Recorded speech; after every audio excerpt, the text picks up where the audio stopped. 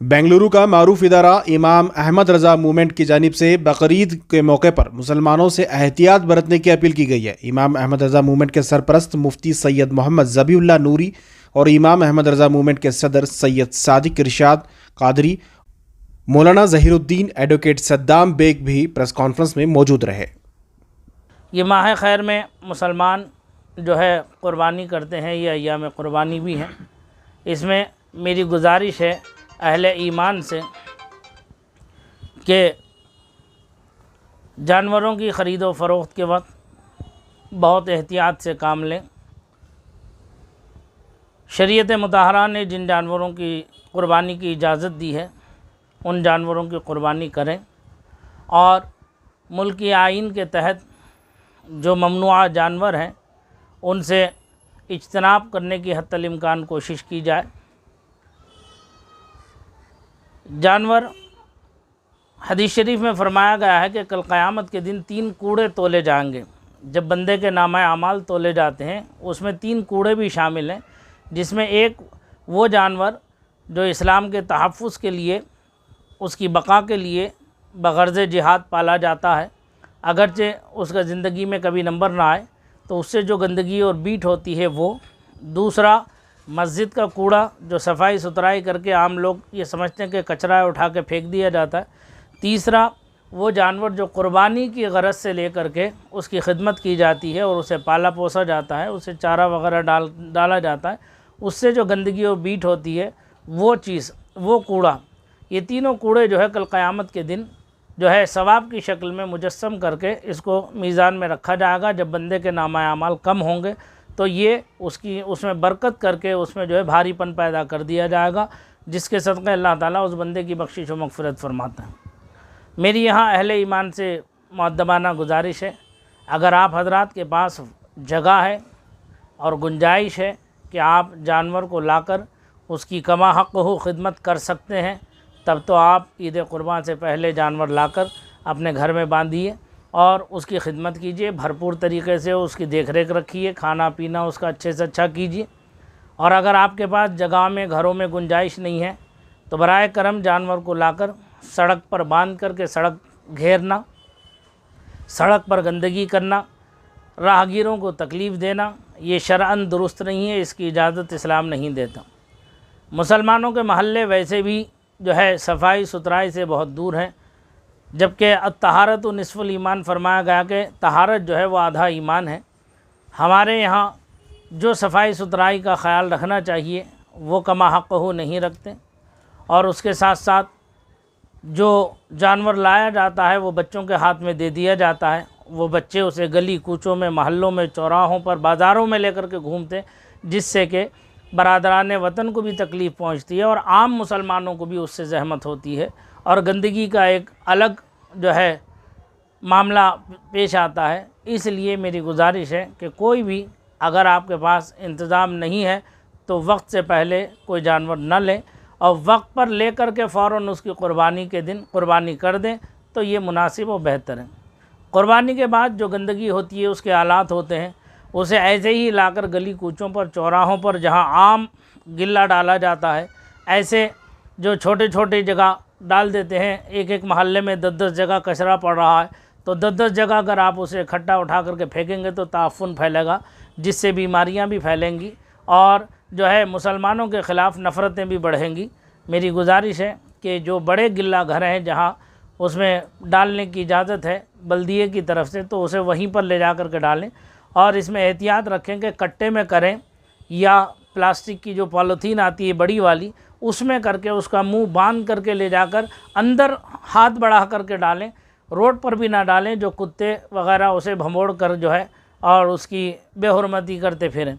लिहाजा मेरी गुजारिश है कि ऐसा, क्योंकि क़ुरबानी का जानवर है, उसका एहतराम भी हम पर लाजिम व ज़रूरी है, कोई ऐसा काम ना करें। आपसी भाईचारा कायम रखें, आपस में इत्तेहाद कायम रखें, अदल व इंसाफ मसावत कायम रखें।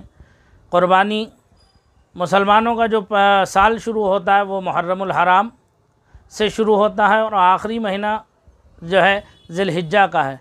दोनों में क़ुरबानियाँ हैं। दोनों में क़ुरबानियों में फ़र्क यह है कि उसमें जान की क़ुरबानी है मुहर्रम में और इसमें माल की क़ुरबानी है। और क़ुरबानी जो है वो ईसार का एक बड़ा ज़रिया है और जो है अल्लाह की रज़ा का एक बहुत बड़ा ज़रिया है। हमें ये दर्स देता है कि हम अपनी रवादारी को कायम रखें, रिश्तेदारी ताल्लुक़दारी को कायम रखें और अपने घर के माहौल को बेहतर से बेहतर तरीक़े से सजाएं संवारें और दीन और सुन्नत पर कायम रहकर कुरान और हदीस पर अमल करते हुए अपनी ज़िंदगी को खुशगवार गुजारें, ना अपनी ज़ात से किसी को तकलीफ़ दें और ना ही जो है किसी पर जुल्म ज़्यादती करें। जो रिश्तेदार खफा हैं, रूठे हुए हैं, ईद का मौका है, ये खुशी का अय्याम है, इसमें अल्लाह के रसूल सल्लल्लाहु अलैहि वसल्लम ने फरमाया सिलमन क़ताक वहसिन इला मन असा इलैक, तो उससे रिश्ता जोड़ जो तुझसे नाता तोड़े, तो उसके साथ हुस्न सलूक कर जो तेरे साथ बुरा सलूक करे। लिहाजा हमें चाहिए कि जो हमारे रिश्तेदार रूठे हुए हैं हम उनको मनाएं और क़ुरबानी का अय्याम में क़ुरबानी का जो गोश्त हम बाँटें तो बाँटते वक्त भी एहतियात लाजिम व ज़रूरी है। बाँटने में भी जो है बहुत एहतियात करें। जो हजरात हिस्सों की क़ुरबानी में शरीक हो रहे हैं उनसे भी गुजारिश है कि जहाँ कहीं भी हिस्से हो रहे हैं बहुत एहतियात के साथ एक कट्टे पहले प्लास्टिक में करें, फिर उसे कट्टे में करें, फिर एक कट्टे में करके इतने एहतियात के साथ लाएं कि ना उसमें खून टपकता हुआ नज़र आए और ना ही किसी दूसरे को उससे कोई तकलीफ़ पहुँचे। मेरी इतनी सी गुजारिश है अपने रियासत कर्नाटक के बिलखुसूस मुसलमानों से कि याद रखें हुकूमत बदली है, कानून नहीं बदला है। लिहाजा कानून के दायरे में रहकर अमन व अमान को बहाल रखें। आप किसी को कहने सुनने का मौका हरगिज़ ना दें जो कल तुम्हारे लिए परेशानियों और मुसीबतों का सबब बन जाए। चंद नादानों की नादानी पूरी कौम को जो है मुसीबत और परेशानी में डाल देती है। मेरी मुअद्दबाना गुजारिश है कि कोई भी ऐसा काम जो कानून के ख़िलाफ़ है हरगिज़ ना करें, कानून को अपने हाथ में ना लें किसी सूरत में, अमन व अमान के साथ। उम्मीद है कि इंशाअल्लाह अज़ीज़ जिस तरह से तब्दीली मज़हब का कानून बदलने की कोशिश की गई है ऐसे ही इंसदाद गाँवकशी का कानून भी इंशाअल्लाह मौजूदा हुकूमत जो वादा किया है बदलने का, हम उम्मीद रखते हैं कि वो बदलेगी। तब तक मुसलमान इंतज़ार करें, सब्र से काम लें, पुरअमन तरीक़े से काम लें और जानवरों की नुमाइश से हर तरह से परहेज़ करें। और क्या मुतालबात हैं आपकी हुकूमत से? हमारी हुकूमत से मुतालबात यही हैं कि वो रवादारी को कायम रखे। उन्होंने जो वादे किए हैं उन वादों को हर हाल, ये हुकूमतें आनी जानी चीज़ है।